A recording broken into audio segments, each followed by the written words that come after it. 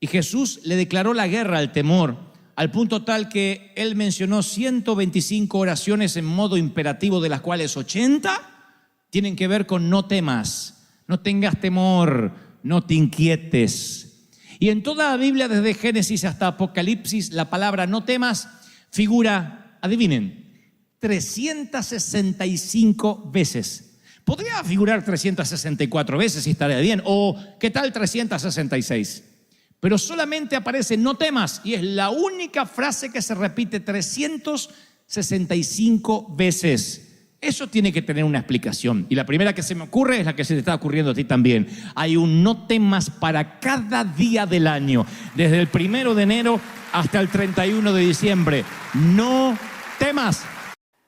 Aquí en California, una tarde, en ese entonces creo que todavía estábamos en la Catedral de Cristal, salíamos de la iglesia y delante nuestro, en el freeway, en la autopista, una camioneta hace una mala maniobra y se da vuelta delante nuestro.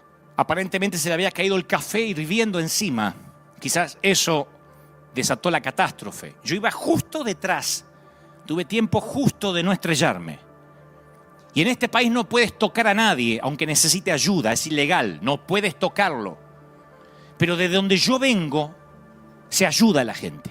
De donde yo vengo, tan solo con lo que me enseñó mi madre, no puedo dejar a un tipo atrapado, quemándose con su propio café, metido en su cinturón queriendo salir. Salía yo de la iglesia. Ni modo que esté hablando del buen samaritano y paso por al lado y me voy. Así que mi instinto fue bajar y ayudarlo a salir del auto. Fui un héroe de mis hijos por un ratito. Me sentí un adventure. Me metí entre los hierros retorcidos y saqué al hombre de ahí. Y ustedes están diciendo, ¿y por qué hiciste vos eso? Porque todo lo que estaban alrededor, nadie hizo nada. Alcancé a orar por él rápido, lo dejé sentado esperando la ambulancia cuando me di cuenta que el hombre podía sentarse. Mis convicciones tienen que ver con ayudar. Y si me llevaban preso, por eso es un riesgo que estoy dispuesto a asumir. Esa es mi gestión de riesgo en la vida y en mi llamado. Los demás solo observaban de brazos cruzados, porque aquí no se puede tocar a nadie aunque se esté... Yo nunca vi a un cristiano tener un 10% del temor a Dios que le han tenido al COVID-19. Hasta leí por ahí estos días un comunicado pastoral que decía: ninguna actividad religiosa es más importante que la vida. Qué feliz que esta gente no me representa, ni a mí ni a nuestro ministerio. Yo nunca me afiliaría a gente que quiera preservar su vida, porque como dijo Jesús, el que la quiera cuidar la va a perder. En Ecuador, por ejemplo, solo pueden tener servicios de 15 minutos. ¿De verdad? Aquí hay una fila enorme esta semana para entrar al casino. Pueden quedarse toda la noche manteniendo distancia social. 15 minutos para adorar a Dios. No hay jurisprudencia. Los ministros brindan a la comunidad, brindamos un servicio esencial. Contención espiritual, consejería, instrucción, oración, ministración emocional, asistencia en las crisis, en el duelo, en las necesidades básicas. Oramos por los enfermos para que Dios los sane. Imponemos las manos sobre ellos. Eso hacemos, señores. Salvamos vidas, a eso nos dedicamos. No somos pastores para salir en enlace, somos pastores para hacer eso. Abrazamos enfermos y a veces solo el abrazo los cura de las heridas que tienen en el alma. Nadie va a tener derecho a cambiar la atmósfera de fe de las iglesias. Hablar de sanidad dejando a los enfermos afuera sería como un pelado, un pelón, vendiendo un elixir capilar. En Éxodo vemos que Faraón emite una ley para que las parteras a los bebés hebreos varones. Pero dice la Biblia en Éxodo 1:17 que ellas por temor a Dios desobedecieron la ley. Por temor a Dios desobedecieron la ley. No iban los varones hebreos. Cuando Nabucodonosor obligó al pueblo a postrarse ante su estatua, los únicos que desobedecieron fueron Sadrach, Mesach y Abednego, y Dios los bendijo y los prosperó. El caso de Esther, que al enterarse que había una ley para exterminar a su pueblo, un nuevo genocidio, decide acudir al rey, aunque era en contra de la ley, aún bajo el riesgo de perder su vida. Ningún mortal puede ordenarme que vaya en contra de mi llamado. En Éxodo 1, el faraón egipcio dio la orden clara a 2 parteras hebreas de que tenían que a todos los judíos varones recién nacidos. Y la Biblia dice que las parteras desobedecieron al faraón y temieron a Dios. Y no hicieron como les mandó el rey de Egipto, sino que preservaron la vida de los niños. Éxodo 1:17. Dios hizo bien a las parteras y el pueblo se multiplicó y se fortaleció en gran manera. Y por haber temido las parteras a Dios, Él prosperó sus familias. Éxodo 1:20. Este es el meollo. ¿A quién le vamos a temer? Después que Pedro sanó a un hombre cojo de nacimiento, Pedro y Juan fueron arrestados. Porque algunos están diciendo, bueno, son ejemplos del Antiguo Testamento. Bueno, ahí está, la dispensación de la gracia. Pedro y Juan fueron arrestados por predicar acerca de Jesús y fueron puestos en la cárcel. Las autoridades religiosas estaban decididas a que no enseñaran acerca de Jesús. Sin embargo, Pedro dijo, juzgad si es justo delante de Dios obedecer a ustedes antes que a Dios. Porque no podemos dejar de decir lo que hemos visto y lo que hemos oído. Alguien tiene que decir amén. Hechos 4:19. Le dijeron, miren que se van a meter en problemas con el imperio. Y Hechos 5:29 dice que Pedro dijo, es necesario obedecer a Dios antes que a los hombres. Y Moisés y Aarón volvieron a ser llamados ante el faraón, el cual le dijo, vayan, sirvan a ustedes, vayan a adorar, pero dejen aquí los niños y quédense aquí las mujeres. Y Moisés respondió, no, hemos de ir con nuestros niños, con nuestros viejos, con nuestros hijos, con nuestras hijas, con nuestras ovejas, con nuestras vacas. Hemos de ir porque la fiesta es solemne para Jehová. Ahora es cuando necesitamos tomar posesión de las palabras de Josué, que dijo, yo y mi casa serviremos al Señor. Yo como pastor no estoy dispuesto a dividir la familia, ni ahora, ni por un tiempo indefinido, ni a ver qué pasa después. No, ninguna gestión demócrata que abre las clínicas las considera esenciales, que considera que las licorerías son esenciales, me va a intimidar a que deje los niños en sus casas, porque dejar a los niños afuera es también dejar a sus madres en sus casas o sus padres, porque esos niños no se quedarán solos, mientras que sus padres se vienen a congregar. Yo no abriré River Arena sin dejar entrar a nuestros niños. Cada pastor, los respeto, dará cuenta por el rebaño que le fue asignado. Yo fui, soy y moriré siendo el pastor de los jóvenes. Yo no abriré la arena sin dejar entrar a nuestros niños. Esos son los hombres y mujeres del avivamiento próximo. Si yo permito que los niños queden afuera ahora, se levantará una generación que no conocerá a Dios. Y este es mi compromiso como pastor de River Church. No somos una religión con esteroides. Tampoco somos un conjunto de reglas morales o un club que orina en agua bendita. Somos lo más lejos que hay de ser un museo de santos. Somos familia. Somos gente rota en reparación. Aquí se congregan empresarios y desocupados, profesionales y amas de casa, legales e indocumentados, divorciados y matrimonios funcionales. Hay de todas las razas y naciones y de todas las edades. Y anduvimos 3 años por el desierto sin tener dónde congregarnos y las iglesias anglos nos cerraron las puertas. Dios me dijo, les daré una arena y lo tendrán abierto 24 horas, 7 días a la semana, 365 días al año. Y hemos hecho eso desde hace 5 años. Y Él me ordenó específicamente, Dios, que recibiera a todos. Que seríamos conocidos sarcásticamente o irónicamente como la iglesia en la que entra cualquiera, a mucha honra. Me dijo que jamás discriminara a nadie y Él nos respaldaría en crecimiento, en finanzas y en honra. Por eso vuelvo a repetir a mi batallón asignado del ejército de Dios. Estamos en tiempo de guerra y entramos a partir de hoy bajo ley marcial. Les hablaré como comandante en jefe de las Fuerzas Armadas del Reino de Dios. Quédense en vuestra posición hasta recibir nueva orden. Soy vuestro líder y estamos juntos en esto. Cuando entremos en combate, yo seré el primero en poner un pie en la batalla y el último en retirarme. Estaré allí hasta que el faraón deje libre al pueblo de Dios, tal cual fue nuestro llamado. Y no abandonaré a nadie, ni vivo, todos, niños, adultos, todos o nadie. Esto es iglesia. ¿Acaso hay alguna otra manera? Necesitamos milagros. Necesitamos vivir un tiempo de renuevo, un tiempo de cosecha. El cristianismo no se ha edificado sobre el fundamento de una filosofía, de un código de ética, de un puñado de doctrinas. La base de nuestra fe es el milagro de la tumba vacía. Los que crucificaron a Jesús para ser justos y equitativos nunca lo acusaron de ser un tipo aburrido, un tipo pusilánime. Por el contrario, pensaban que Jesús era dinámico, que les producía inseguridad, escozor, los alteraba, los provocaba. Y después, las generaciones posteriores se encargaron de acallar esa personalidad del Señor, esa personalidad impactante que registran las Escrituras.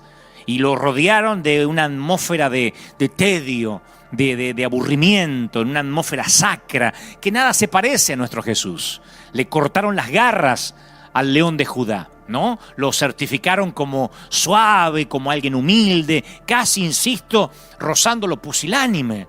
Mejor dicho, algunos lobotomizaron su lado más salvaje.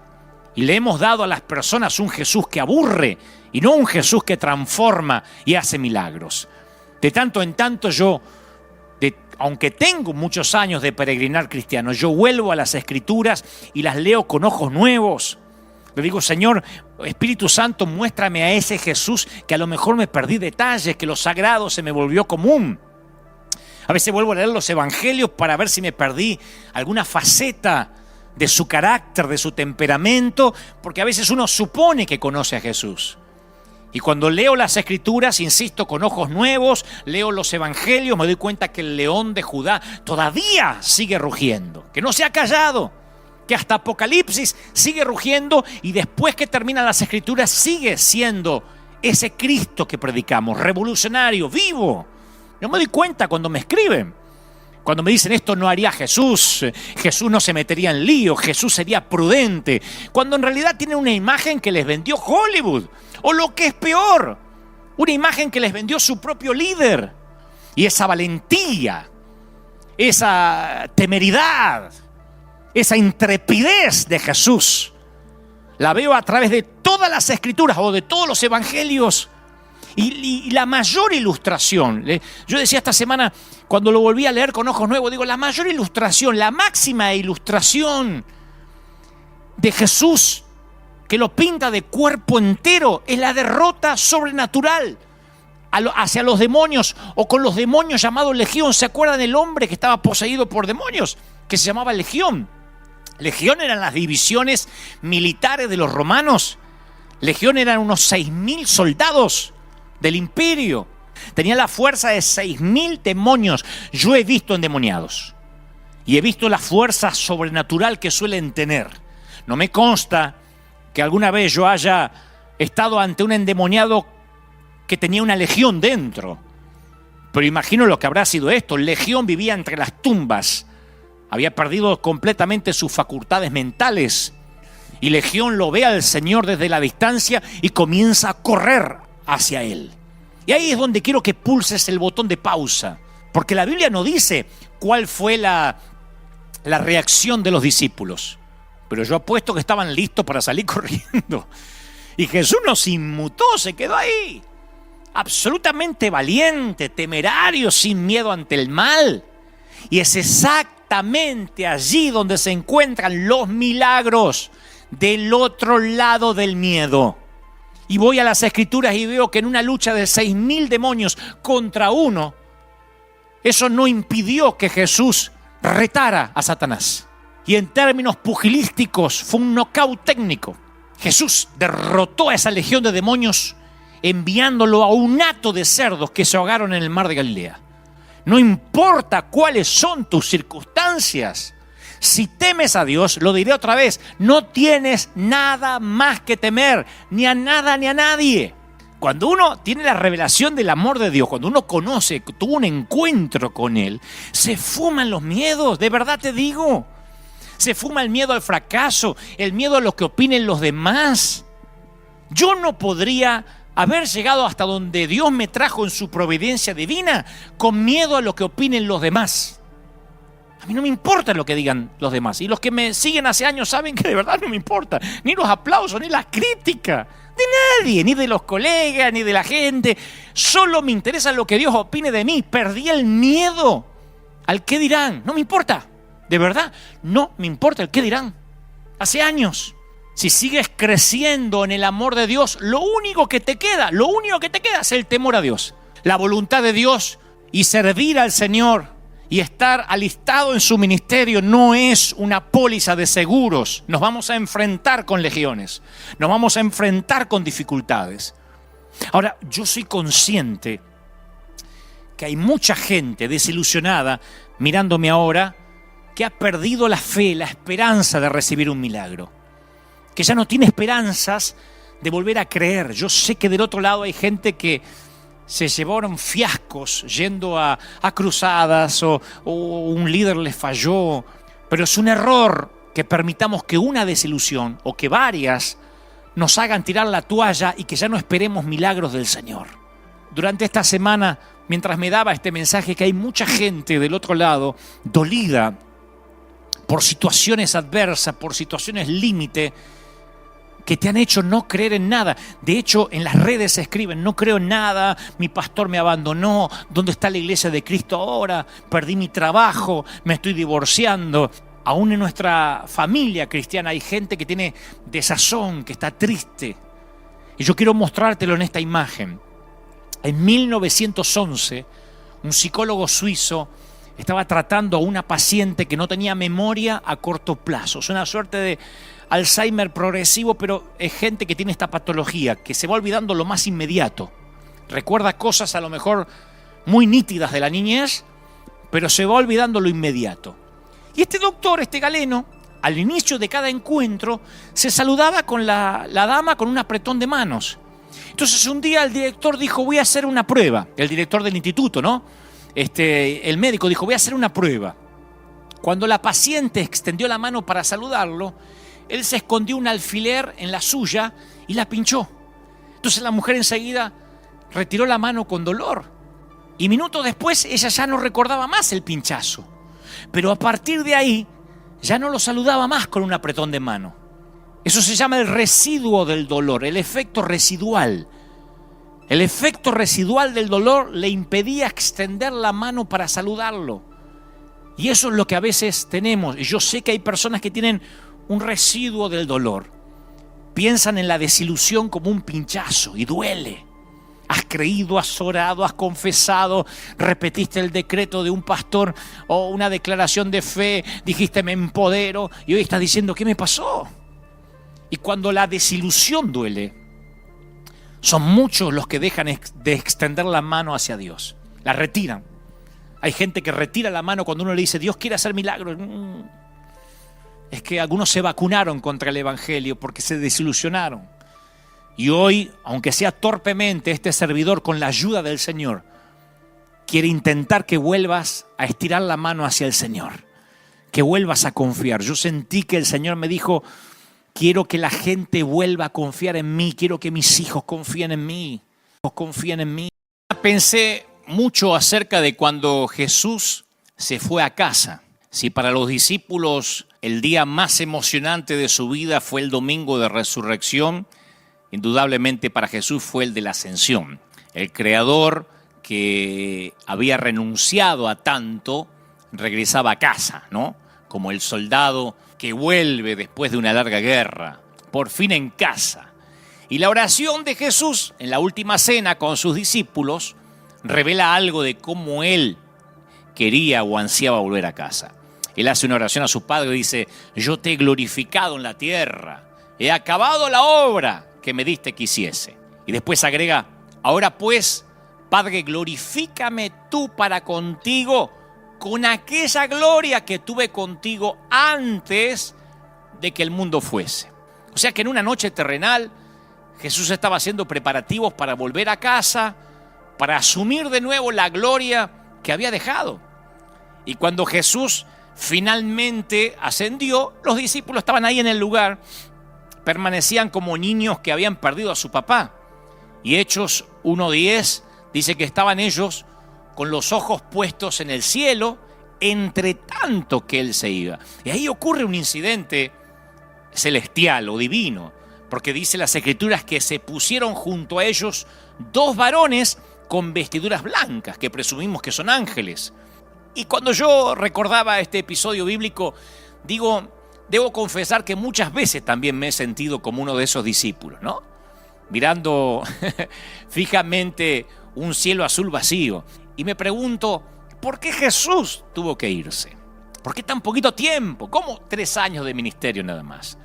Pero al leer los evangelios me doy cuenta que desde el comienzo Jesús había planeado su partida. Y cuando Jesús hablaba de sus planes de partir, dijo, yo les digo la verdad, os conviene que yo me vaya. O sea que desde siempre había planeado partir, porque él quería realizar su obra en otros cuerpos, en nuestro cuerpo, en el nuevo cuerpo de Cristo. Y en este tiempo, cuando Jesús les decía, me tengo que ir, a pesar de que les prometía el Espíritu Santo, ellos no tenían idea de lo que quería decir Jesús. ¿Cómo puede ser conveniente que se vaya? ¿Cómo nos va a abandonar? No comprendían que la misión de Dios, que Dios había confiado a su Hijo, esa misión divina, el Hijo ahora se la estaba confiando a ellos. Como tú me enviaste al mundo, así yo los he enviado al mundo.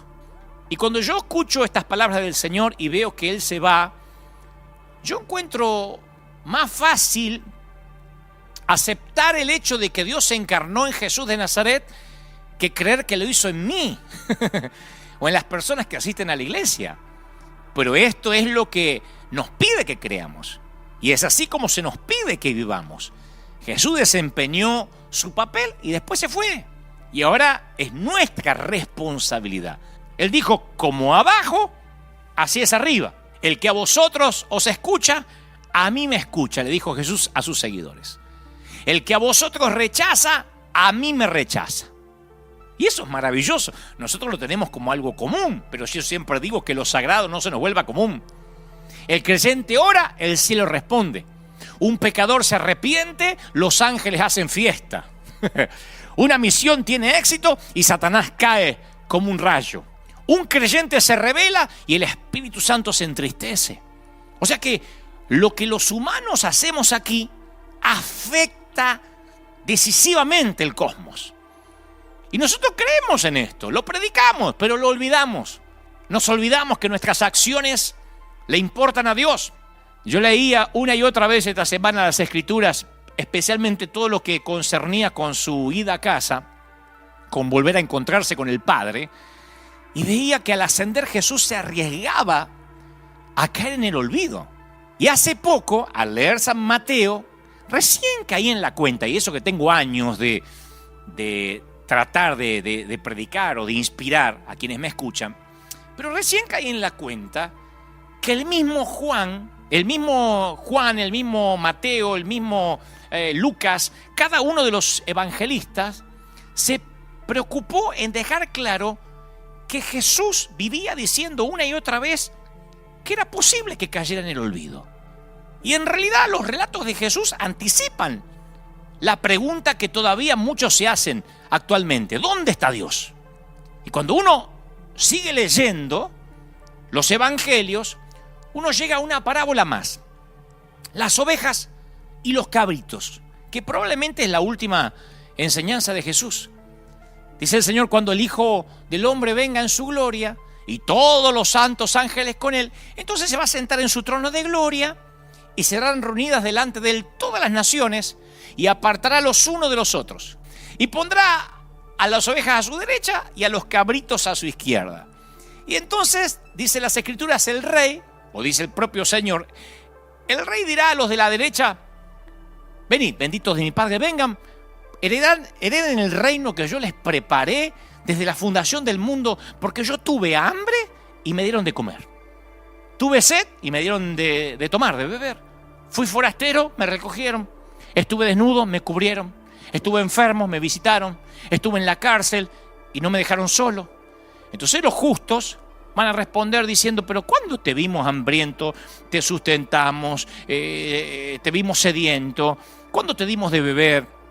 Y el rey le dirá, de cierto les digo que cuanto lo hiciste por uno de mis hermanos más chiquitos, por uno de mis más pequeños, a mí me lo hiciste. Y si nosotros no alcanzamos a discernir la presencia de Dios en la gente del mundo, capaz que la estamos buscando en los lugares equivocados. El Señor nunca dijo que encontraríamos su presencia necesariamente dentro de un templo. Capaz que eso explica el propósito de esta pandemia. Que quizá esto nos esté obligando a encontrar su presencia de una bendita vez en los lugares correctos. Entonces Jesús sabía que el mundo que dejaba atrás cuando subía incluía a pobres, a hambrientos, a prisioneros, a enfermos, a gente rota. Entonces hizo planes para resolverlo. Un plan a largo plazo y un plan a corto plazo.